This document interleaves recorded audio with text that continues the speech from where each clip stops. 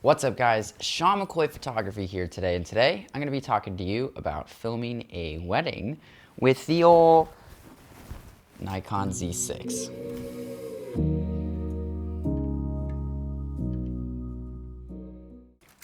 So back in June, I had the opportunity to film a wedding, and I haven't posted it anywhere, but I wanted to talk a little bit about why I use the Nikon Z6 as opposed to something else, and what my experience was. There's pros, there's cons, and so I'll talk a little bit about that today. So first things first, most of my videos up to this point were filmed on a Nikon Z6.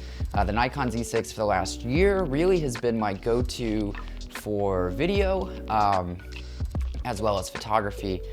Scaling up from a Nikon D750, the Nikon Z6 seemed to make the most sense. The client wanted a highlight reel and just a section of the wedding physically recorded, so I brought my Z6, brought my Moza Air 2, I had my Zoom H6 and a, what do you call it, XLR adapter to fit into the feed so I could record the actual wedding itself, the audio, and use that. Overall, I think that the Nikon Z6 is a very reliable camera.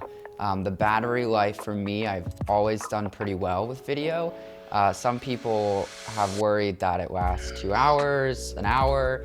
For me, I think I was pretty much able to record about probably 2.5 hours of video without the battery going down. What I brought with me with this wedding were two of the, I don't know what they're called, the two batteries, two XQD cards, that each of which is 120 gigabytes, so that's 240 gigabytes. And in fact, I would advise to bring more. I had the Z6 mounted onto a Moza Air 2 gimbal, which if you've read online, the Moza Air 2 is part of the filmmaker's package or whatever that Nikon is selling. I did not get that. I got them separately.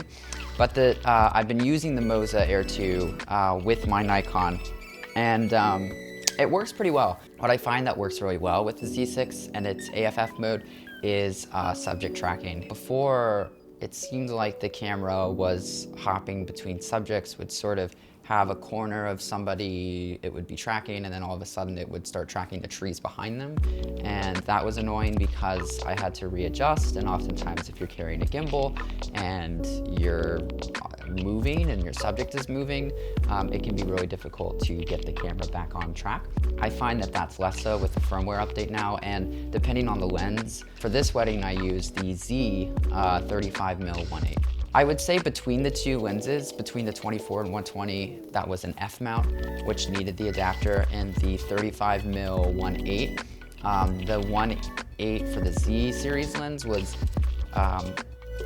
much better, although you can still use the 24 to 120. Like, my response time for the 24 to 120 is fine, but I did find that the camera seemed to have an easier time communicating with subjects on the Z series lens, probably because it's a native fit. So this was really the first time that I had used the 1080p 120 FPS for a majority of the project. For this, sometimes the gimbal wouldn't fit into a tight space. I would need that smoothness, and so really relied on the 120 FPS at 1080 for a lot of the shots. I think, again, one of my big qualms with the Z6, and it's something that I hope that they fix in a future model, is that there is no 60 FPS for 4K.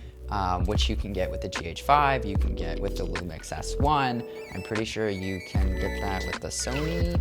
But at this point, it's really, for me, it kind of just sucks that there's no slow motion, any sort of FPS change for the Z6. And that is my biggest draw, I think, and was one of the reasons that I upgraded eventually. I find that at the 1080p, it just doesn't look sharp. It doesn't look as sharp as it does at 4K. The quality in 4K is amazing. At 1080, I find that the images tend to get a little soft. I did have it set on flat profile. I mostly shoot on flat profile for most of my videos, so this wasn't new, but I wanted whatever was easiest in post to be able to correct. And if you have the Atomos Ninja 5 with the Nikon Z6, you can of course shoot 10-bit raw. So that's pretty awesome.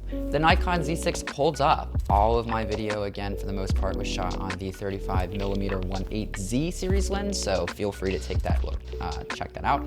Really love that lens as a whole, whether it's photography or videography. I think that it is a responsive lens. I think the colors look beautiful, the images are sharp, and it is, for a 35mm lens for the Z6, I think it's worth the money. I'm gonna be getting the Sennheiser MKE 416 microphone in a couple weeks, so I'll be doing a review on that.